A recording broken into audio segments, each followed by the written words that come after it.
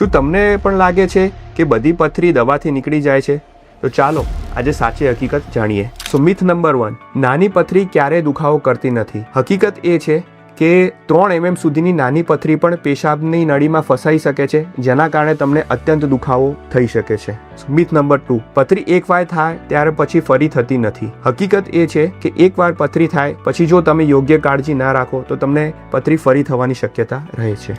Myth number 3, પથરીનો દુખાવો થતો ના હોય તો ઓપરેશનની જરૂર નથી. પણ હકીકત એ છે કે દુખાવો ના થતો હોય તો પણ તમારી પથરી એ કિડની પર અસર કરી શકે છે અને લાંબા ગાળે એ કિડની ફેલ પણ કરી શકે છે. તો ઘણા કેસીસમાં દુખાવો ન થતો હોય તો પણ કિડનીને બચાવવા માટે પણ પથરીનું ઓપરેશન કરવાની જરૂર પડી શકે છે. સો કિડની સ્ટોનની યોગ્ય માહિતી અને ટ્રીટમેન્ટ માટે આજે જ સ્વસ્તિક ગેસ્ટ્રો એન્ડ ન્યુરો હોસ્પિટલ ગાંધીનગરની મુલાકાત લો.